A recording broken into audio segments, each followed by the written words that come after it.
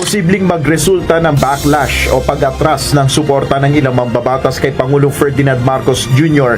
ang kanyang pag-veto o hindi pag-aproba sa ilang probisyon o items ng 2025 General Appropriations Bill o GAB. So, dito ngayon tayo may konting tanong. Kasi ako, mga kotsero, personally, I'm not opposed to the budget, but I have questions. At yung mga katanungan ko ay lihitimo. Kasi ito rin po ang katanungan ng napakaraming Pilipino. Meron kasi ako napanood na isang balita ng UNTV kanina. Tungkol pa rin ito sa budget. Kanina ho napag-usapan natin si Harry Roque at tinawag niyang ito raw ang pinaka-corrupt na budget sa buong history ng Pilipinas. Alam niyo ho kasi mga kotsero, corruption po is an act. It's not an adjective. Corruption is a verb. It is not an adjective. It is not used to describe a noun. Ang corruption po ay isang verb. Action word ho yan. Hindi mo pwedeng gamitin ang salitang corruption para i-describe ang budget. Pwede mo sabihin mali ang budget, or mali ang priorities ng budget, or mali ang pagkakagastusan. Pero hindi mo pwedeng sabihin corrupt. Bakit? Kasi ang corruption, technically speaking, happens after you give the budget. Ang corruption ho, mga kotsero, nangyayari pagkatapos mo ibigay ang budget. Ang corruption ho, mga kotsero, kapag ginamit mo ang budget sa maling paraan, kapag ginamit mo ang pera ng bayan para sa mga bagay na hindi pinaglaanan nito, yun ang corruption. Yun yung ginawa ni Sara Duterte. Yun, corruption yun. Yung ginawa ko ni Sara Duterte sa confidential funds, misappropriated, misused not misappropriated, misused. Yun ang corruption. So, hindi mo pwedeng sabihin most corrupt budget. Masasabi mo na most corrupt budget kapag sure ka na mapupunta sa mali yung pera. Kaya yung sinasabi ni Harry Roque na this is a most corrupt budget, yung sinasabi ni, sino ba? Si Shelo Magno, si Ted Pailon, at kung sino-sino pang mga political pundits dyan. Kapag ginamit ho nila yung salitang most corrupt budget, it is a hyperbolic statement. Parang mga ginagawa lang ni Rodrigo Duterte yan. So, being such a hyperbolic statement, dapat hindi natin masyadong binibigyan ng bigat yan. Pero mga kotsero, ito para sa akin, this is a legitimate concern. Etong pag-uusapan natin ngayon. Ako wala akong problema doon sa kung paano ipinorma yung budget. May mga questions lang ako that I think the public needs to know. May mga tanong ho ako na hindi lang po ako nagtatanong, yung publiko ho ang nagtatanong.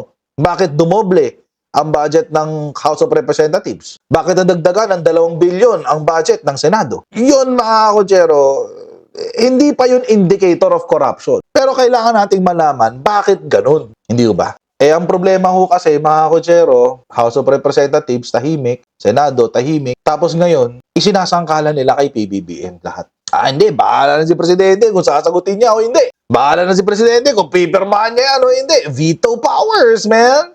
Veto powers! Yun ngayon ang problema natin dyan. You know why? Kasi, eto, si Presidente, as of December 19, bago pa lang magpasko, ay meron ng sinabi.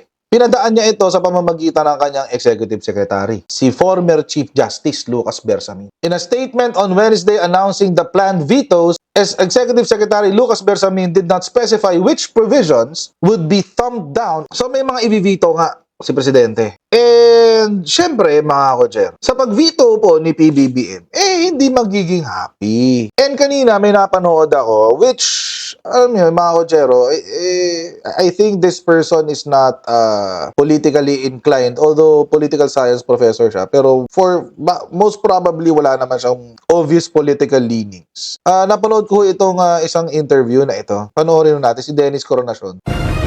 Posibleng mangyari yung ganyang scenario na kapag may mga binitong silence sa mga items ng ating Pangulo sa proposed budget, maaaring matras yung ilan sa kanyang mga kaalyado sa House of Representatives. Posibleng magresulta ng backlash o pag-atras ng suporta ng ilang mambabatas kay Pangulong Ferdinand Marcos Jr. ang kanyang pag-veto o hindi pag-aproba sa ilang probisyon o items ng 2025 General Appropriations Bill o GAB. Ayon sa political science professor na si Dennis Coronacion, maaaring mangyari ang senaryo na ito kapag hindi kasamang maaaprubahan ang mga isiningit na proyekto o programa ng ilang mambabatas na inaasahan nilang makatutulong sa kanilang pagtakbo sa paparating na 2025 midterm elections.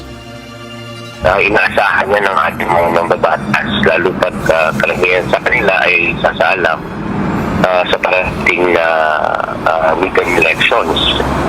So, iniisip nila na makatulong ito sa kanila, sa kanilang campaign, sa kampanya, sa eleksyon, upang tumaas yung kanilang chances na manalo.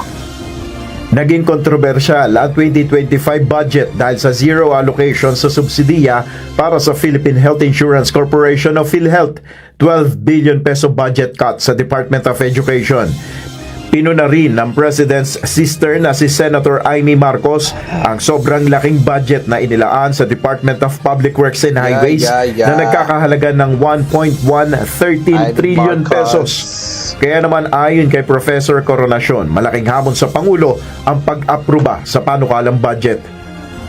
So maraming binabalaan sa yung Pangulo actually sa budget ng Pangulo. Una, yung consideration nga na kailangan talungin nila yung mga kandidato ng Duterte family sa parating na eleksyon. Pangalawa, yung dapat hindi mag-violate sa Constitution.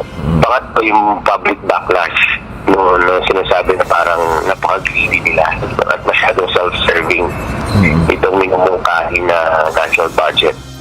Ayon kay Executive Secretary Lucas Bersamin, masusing nirepaso ang panukalang pondo sa susunod na taon upang umayon ito sa konstitusyon. Maingat niya na pinag-aralan ang iba't ibang items na nakapaloob sa proposed budget. Nais rin niya ng Pangulo na makatiyak na mapaglalaanan ng sapat na pondo ang mga ahensya at programa ng pamahalaan. Sa Lunes ang nakatakdang paglagda ng Pangulo sa 2025 GAB pagkatapos ng Rizal Day program sa Maynila. So, dito ngayon tayo may konting tanong. Kasi ako, mga kotsero, personally, I'm not opposed to the budget, but I have questions. At yung mga katanungan ko ay lihitimo. Kasi ito rin po ang katanungan ng napakaraming Pilipino. Hindi lang po kasi ako nagtatanong, marami yung Pilipino nagtatanong. At ako, mga kotsero, it has nothing to do with kung sino yung nagsabi. Wala ho akong pakialam kung si Amy Marcos ang nagsabi, o si Duterte ang nagsabi, o si Martin Romualdez ang nagsabi. That's not my concern. Ang primary concern ko, mga kotsero, is magkakaroon ba ng kalinawan yung mga tanong? At nabanggit ko na ho yung mga tanong na yan kanina. Ano ho ba ang rationale sa likod ng pagdadagdag ng budget para sa Kamara? Ano ho ba yung rationale sa likod ng pagdadagdag ng budget ng Senado? Sa DPWH, hindi na issue yan eh. Alam niyo kung bakit? Sa akin, madali mong i-rationalize yan eh. Sa dinami-dami ng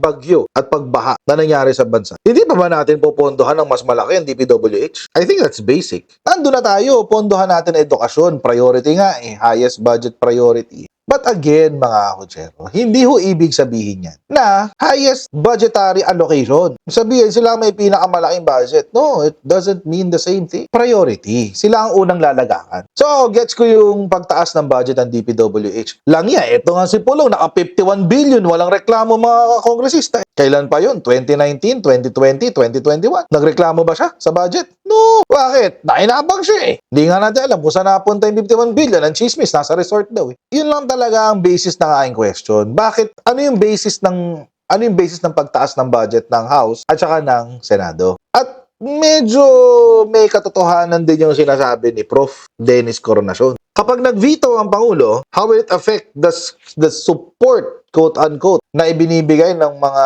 taga-Kamara kay Presidente? Although nagsalita na ang Kamara dyan, Congress won't override if Marcos vetoes items in 2025 budget. Hindi rin nila papakailaman, sabi ng mga taga-Kamara. Lawmakers from the House of Representatives believe Congress will not exercise its override function in case President Ferdinand Marcos Jr. vetoes items in the proposed 2025 national budget, noting that they will respect his wisdom. Yun po ang sinabi noong December 18.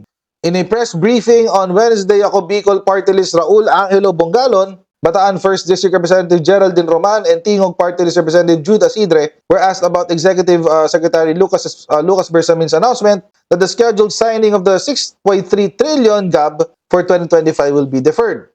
Bersamin said the deferral would be done so that Marcos could do a rigorous review of the GAB. According to Bongalon, they respect the President's decision and he believes Congress will not override whatever changes Marcos may make. Okay. So, yun ang sinasabi. pero hindi pa natin alam yan with certainty. Alam nyo kasi, mga kotsero, ang ating pong budget, syempre may mga phases na pinagdadaanan yan, hindi ba? Yung first phase is from DBM. Yung DBM, gagawa sila ng NEP, National Expenditure Plan. Tapos, pag nagawa na yung NEP, phase 2, budget hearings sa Kamara at saka sa Senado. Pagkatapos noon, phase 2, pagkatapos ng mga hearings, meron ka ng General Appropriations Bill after the bicameral conference. Phase 3, the Presidential Review. Andito na tayo ngayon sa phase 3, Presidential Review. Ngayon, sa ating pong konstitusyon, ng presidente ay may kapangyarihang mag-veto or baguhin ang GAB according sa kanyang priorities. At sinabi na nga po ni Secretary Lucas Bersamin na oo, gagamitin ng Pangulo ang kanyang veto powers.